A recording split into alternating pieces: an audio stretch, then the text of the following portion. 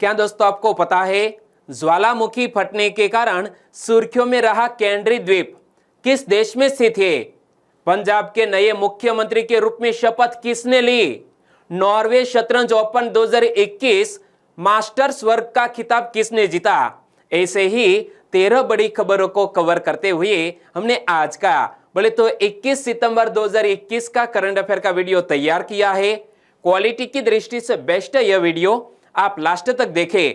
Last में मैं आपसे एक क्वेश्चन पूछूंगा जिसका आंसर आपको नीचे कमेंट बॉक्स में देना है। और अभी तक आपने हमारी जीके 2020 चैनल को सब्सक्राइब नहीं किया है तो सब्सक्राइब कीजिए, पास में जो बेल आइकन है उसे भी प्रेस कर दीजिए, क्योंकि आने वाले हर एक वीडियो की अपडेट आपको सबसे पहले मिले। और आज के वीडियो के क्वेश्चन की पीडीएफ फाइल आप पढ़ना चाहते हैं तो नीचे डिस्क्रिप्शन में लिंक रख दी है, वहां पर क्लिक करके डाउनलोड कर सकते हैं, पढ़ सकते हैं।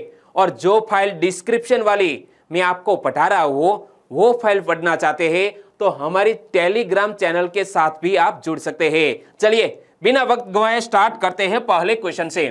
पहला क्वेश्चन, ज्वालामुखी फटने के कारण सुर्खियों में रहा कैनरी द्वीप किस देश में स्थित है? इमेज में आप देख सकते हैं ज्वालामुखी फटने के कारण सुर्खियों में रहा यह कैनरी द्वीप स्पेन देश में स्थित है। यानी कि इस क्वेश्चन का सही आंसर है ऑप्शन ए, स्पेन देश में यह कैनरी द्वीप स्थित है, जहां पर हाल ही में इसी तरह का एक भयंकर विस्फोट हुआ है। मामला क्या है? स्पेन के ला पाल्मा के कैनरी द्वीप पर ज्वालामुखी फटने के बाद 5 से 10 हजार लोगों को सुरक्षित स्थान पर पहुंचाया गया है। और ला पाल्मा का सतही क्षेत्रफल 700 वर्ग किलोमीटर से अधिक है और लगभग 85,000 लोगों की आबादी यहां पर है।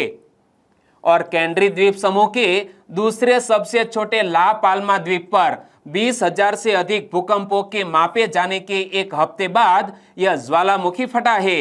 और रिक्टर स्केल पर लगभग 4 पॉइंट का यह भूकंप आने के बाद यह विस्फोट हुआ है। और दोस्तों यहां पर इमेज में आप देख सकते हैं इसी तरह का विस्फोट सामने आया है स्पेन देश में। तो स्पेन देश के वर्तमान प्रधानमंत्री कौन है?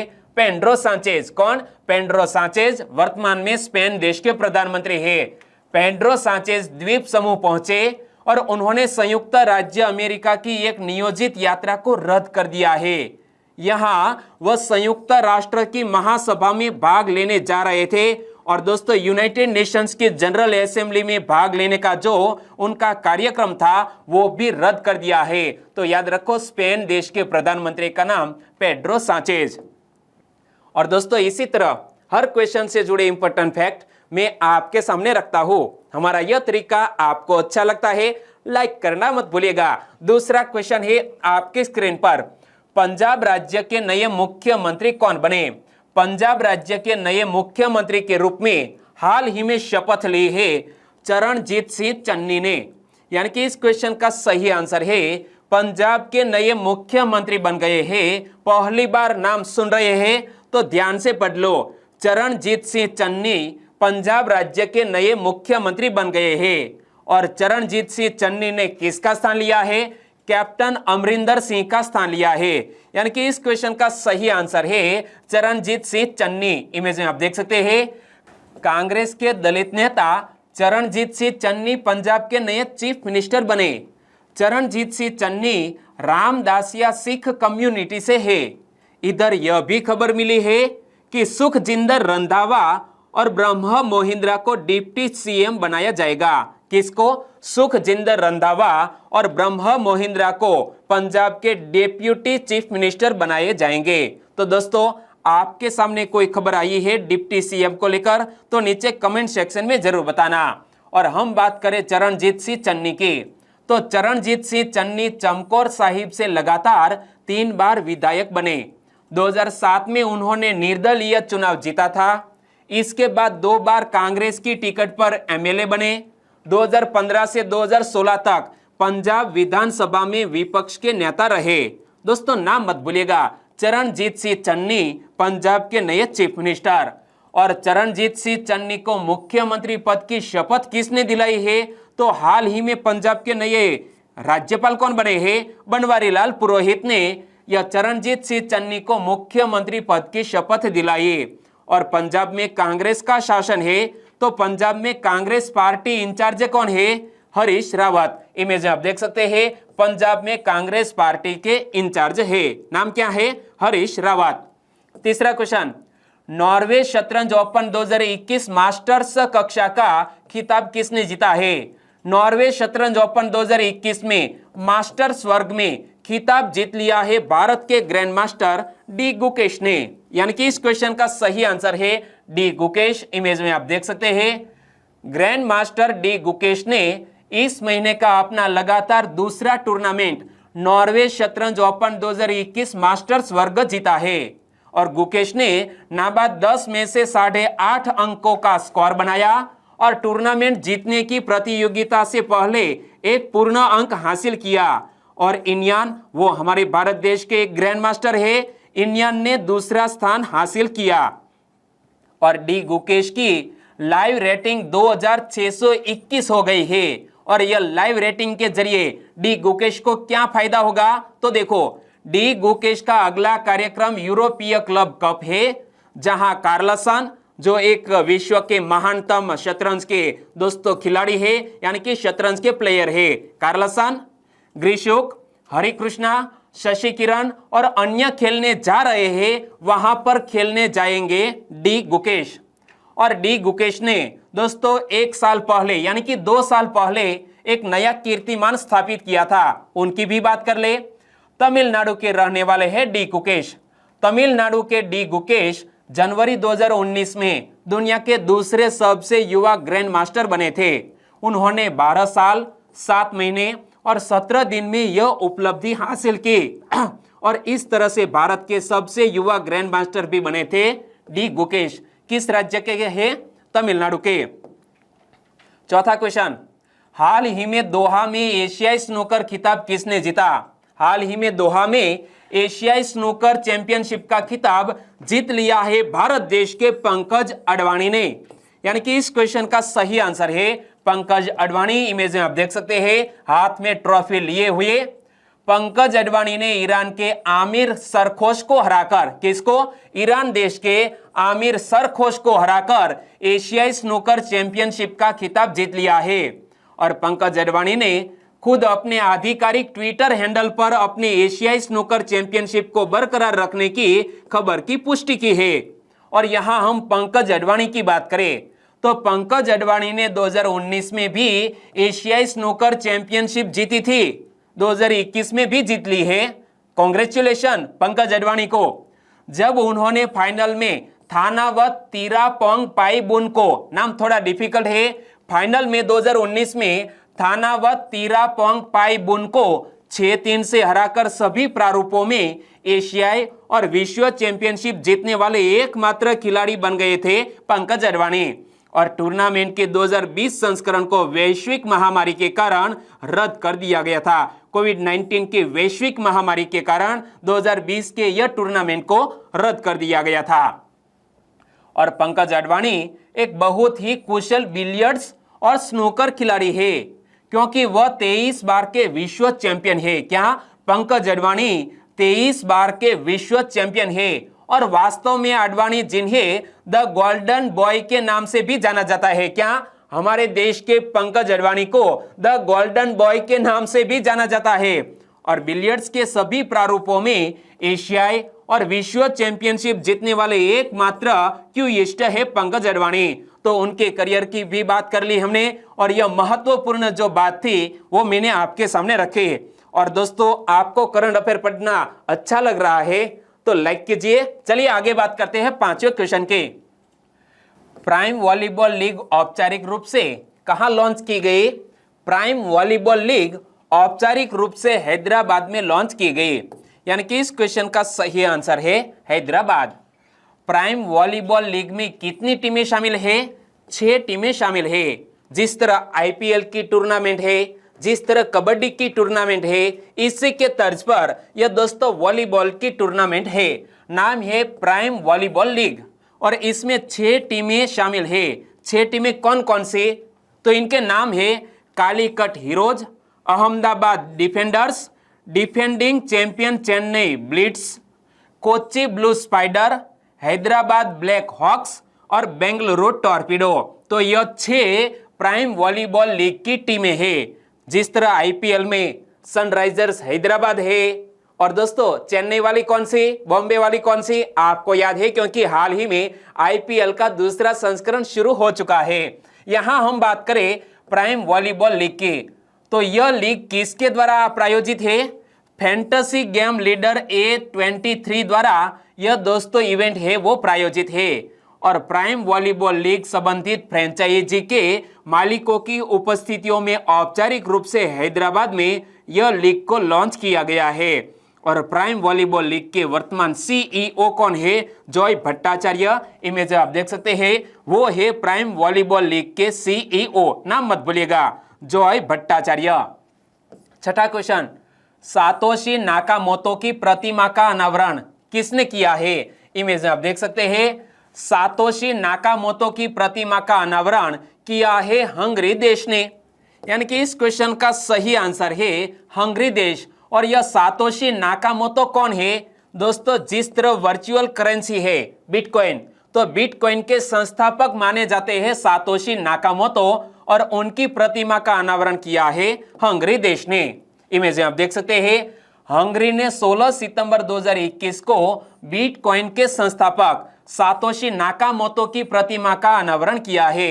इमेज के जरिए मैं आपको समझाऊं तो हंगरी देश ने सातोशी नाकामोतो की प्रतिमा का अनावरण किया, लेकिन यह प्रतिमा का अनावरण कहां किया है?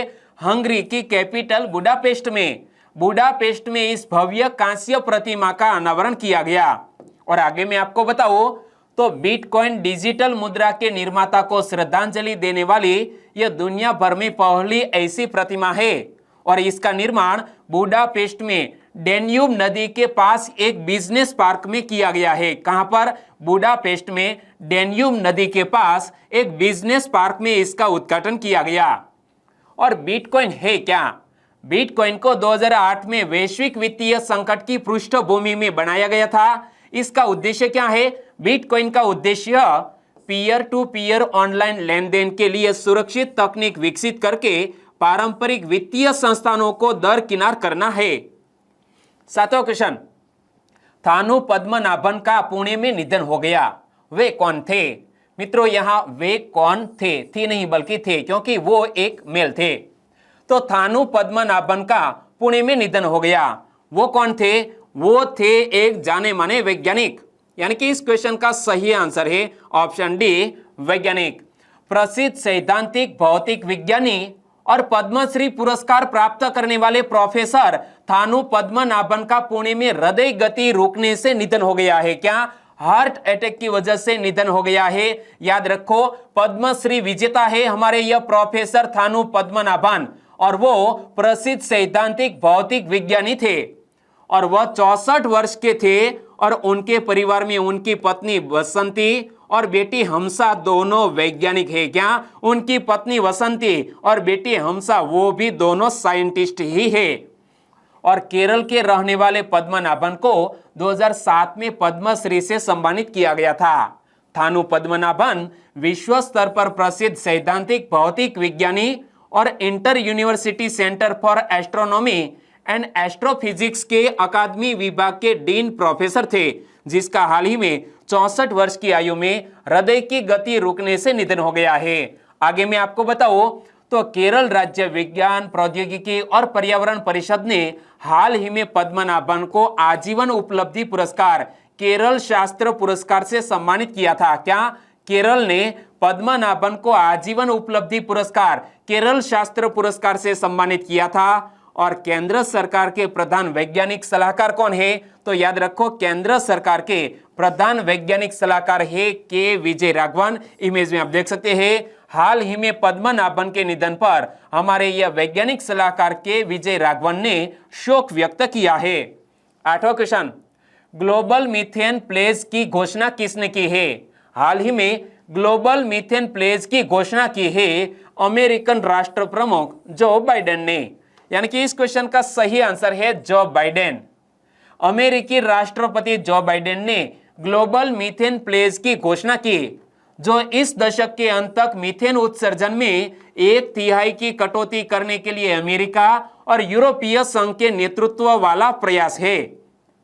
और यह घोषणा यूनाइटेड किंगडम के ग्लासगो में United Nations framework convention on climate change यानी कि UNFCCC के COP 26 से पहले हुई है।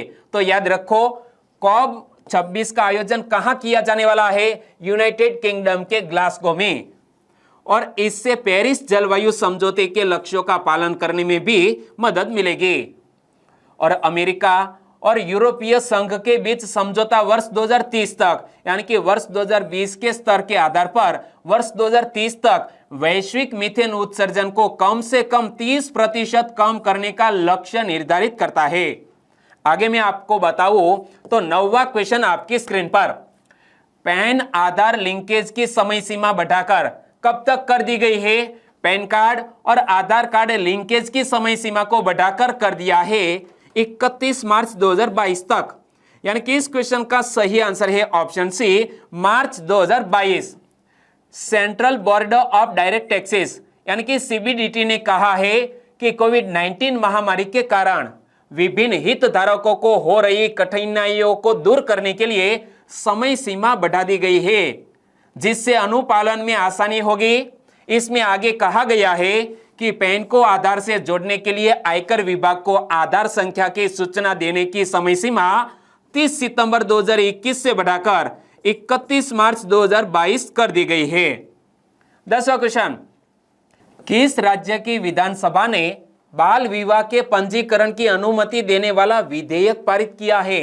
हाल ही में राजस्थान राज्य की विधानसभा ने बाल विवाह के पंजीकरण की अनुमति देने वाला एक विधेयक पारित किया है। यानी कि इस क्वेश्चन का सही आंसर है राजस्थान। और इस विधेयक के पारित होने से राजस्थान राज्य में बाल विवाह के पंजीकरण की भी अनुमति मिल जाएगी। विधेयक में कहा गया है कि अगर शादी के समय लड़के की उम्र 21 साल से कम और लड़की की उम्र 18 साल से कम है तो माता पिता या अभिभावकों को 30 दिनों के भीतर इसकी जानकारी देनी होगी और पंजीकरण अधिकारी के पास रजिस्ट्रेशन करना होगा। और यहां हमने बात की राजस्थान की, तो राजस्थान से जुड़े हुए दोस्तों एक क्वेश्चन एक मंथ पहले करंट अफेयर में आया था। वो क्वेश्चन क्या था? मुख्यमंत्री अनुप्रति कोचिंग योजना की शुरुआत किसने की? तो याद रखो राजस्थान राज्य के मुख्यमंत्री अशोक गहलोत ने मुख्यमंत्री अनुप्रति कोचिंग योजना की शुरुआत की। और यह योजना हमारे लिए काफी फायदेमंद है, क्योंकि यदि हम बिलोंग करते हैं राजस्थान से तो यह हमें हेल्पफुल हो सकती है योजना। क्यों? मुख्यमंत्री अनुप्रति कोचिंग योजना किसके लिए शुरू की गई है? प्रतियोगी परीक्षाओं की तैयारी करने वाले मेधावी विद्यार्थियों के लिए मुख्यमंत्री अनुप्रति कोचिंग योजना लॉन्च की है राजस्थान के मुख्यमंत्री अशोक गहलोत साहब ने। 11वां क्वेश्चन, किस राज्य की विपक्ष रहित सरकार का नाम यूनाइटेड डेमोक्रेटिक अलायंस रखा गया? क्या दोस्तों आप सोच सकते हैं कि कोई भी राज्य में ऑपोजिट पार्टी ही न हो? बिल्कुल, ऐसा एक राज्य है जिसका नाम है नागालैंड। नागालैंड राज्य की विपक्ष रहित सरकार का नाम यूनाइटेड डेमोक्रेटिक अलायंस रखा गया है। यानी कि इस क्वेश्चन का सही आंसर है नागालैंड। भारत के पूर्वोत्तरीय राज्य नागालैंड में अब सत्ता संचालन के नए स्वरूप का गठन हुआ है। यहां सत्ता पक्ष और विपक्ष के सभी दलों ने मिलकर सरकार चलाने का फैसला किया है, जिसे यूनाइटेड डेमोक्रेटिक अलायंस का नाम दिया गया है। और इस तरह यह प्रदेश में बिना विपक्ष के ही सरकार चलेगी। किस राज्य में? नागालैंड में। और चीफ मिनिस्टर नेफ्यू रियो की अगुवाई में नागालैंड के सभी राजनीतिक दलों ने हाथ मिला लिया। साथ मिलकर काम सत्ता चलाने के संकल्प के साथ ही सर्वदलीय सरकार के गठन को अंतिम रूप भी दिया गया। और चीफ मिनिस्टर नेफ्यू रियो ने ट्वीट कर यूनाइटेड डेमोक्रेटिक अलायंस के गठन की जानकारी भी दी। और इसमें NDPP, NPF, BJP यानी कि भारतीय जनता पार्टी और निर्दलीय विधायक शामिल है। और यहां हम बात करते हैं नागालैंड राज्य के, तो पहले तो आप मैप में देखिए कि यह है नागालैंड, जहां कोई भी विपक्षी पार्टी है ही नहीं। जिसके अगल बगल में कौन कौन से राज्य स्थित है? तो याद रखो यहां पर है अरुणाचल प्रदेश, यहां पर है असम और यहां पर है मणिपुर। और यहां नागालैंड म्यांमार देश के साथ भी अपनी सरहद साझा करता है। और नागालैंड की राजधानी का नाम है कोहिमा। नागालैंड के वर्तमान राज्यपाल कौन बन गए हैं? जगदीश मुखी हाल ही में नागालैंड के अतिरिक्त राज्यपाल के रूप में कार्य कर रहे हैं जगदीश मुखी। और नागालैंड के मुख्यमंत्री नेफ्यू रियो, जिसका जिक्र हमने क्वेश्चन में किया। और नागालैंड में 16 जनजातियां पाई जाती है और नागालैंड 1 दिसंबर 1963 को भारत का 16वां राज्य बना था। 12वां क्वेश्चन, जीएसटी काउंसिल ने सस्ते फुटवेयर गारमेंट्स पर जीएसटी बढ़ाकर कितने प्रतिशत किया है? दोस्तों, हाल ही में जीएसटी काउंसिल की 45वीं बैठक आयोजित की गई, जिसकी अध्यक्षता हमारे देश के वित्त मंत्री निर्मला सीतारमण जी ने की। और जीएसटी काउंसिल ने सस्ते फुटवियर गारमेंट्स पर जीएसटी बढ़ाकर 12% कर दिया है। यानी कि इस क्वेश्चन का सही आंसर है 12%। जूता बनाने के कच्चे माल पर 12% जीएसटी है, जबकि तैयार उत्पादों पर जीएसटी दर 5% है। तो यहां दोस्तों कंट्रोवर्सी है क्या? कच्चे माल पर जीएसटी 12% और उत्पादों पर जीएसटी का दर 5%। और इस नुकसान की भरपाई के लिए कच्चे माल पर चुकाए शुल्क को वापस किया जाना चाहिए। हालांकि परिषद ने नए दरों का खुलासा नहीं किया, लेकिन माना जा रहा है कि जूते चप्पल पर 12% जीएसटी हो सकते हैं। और हमारी केंद्रीय वित्त मंत्री निर्मला सीतारमण जी ने कहा कि जूते चप्पल और कपड़ों पर जीएसटी की नई दर लागू करने पर सहमति बन गई है। और जनवरी से नया इन्वर्टेड शुल्क ढांचा लागू होने के बाद इसकी मौजूदा दरों में बदलाव किया जाएगा। 13वां और लास्ट क्वेश्चन, अब्देल अजीज बूटफ्लिका का निधन हो गया। वे किस देश के पूर्व राष्ट्रपति थे? इमेज में आप देख सकते हैं, नाम थोड़ा डिफिकल्ट है।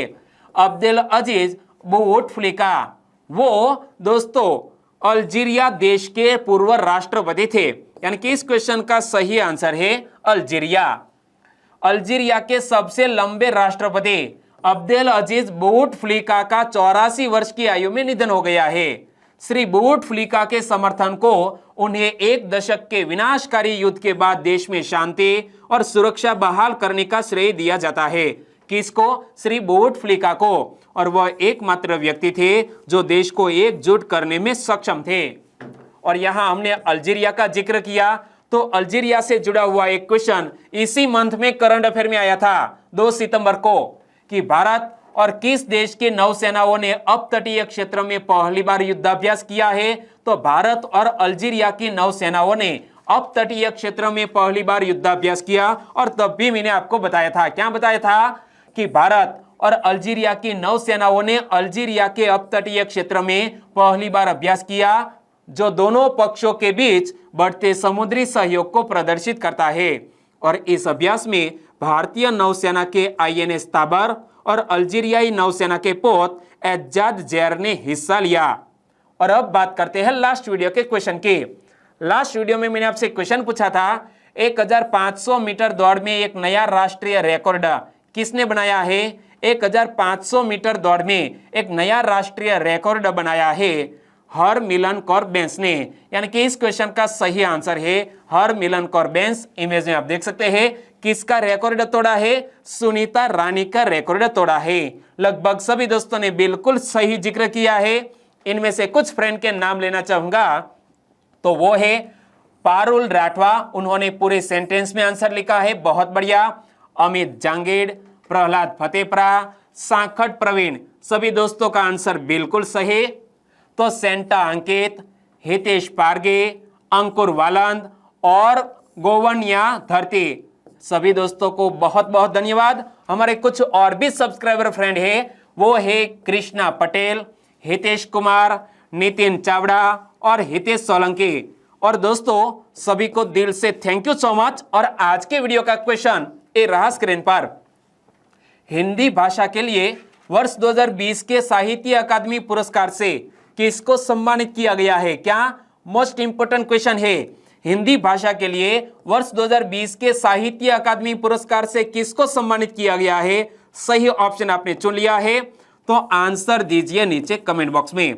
और वीडियो वाकई में आपको अच्छा लगा है, हेल्पफुल लगा है, तो आपके दोस्तों को फेसबुक, व्हाट्सएप या टेलीग्राम के जरिए इस वीडियो की लिंक शेयर करना मत भूलिएगा। और दोस्तों, हमने साहित्य अकादमी पुरस्कार का जिक्र किया है, तो आप जो भी राज्य से बिलोंग करते हैं, आपके राज्य की जो भी भाषा है, इस भाषा में साहित्य अकादमी पुरस्कार किसको मिला है वो भी आपको याद रखना चाहिए। आपको याद है तो वो भी नीचे कमेंट सेक्शन में लिख सकते हैं। चलिए आज का वीडियो खत्म करें, फिर मिलेंगे नए करंट अफेयर वीडियो के साथ। तब तक के लिए टेक केयर एंड जय हिंद।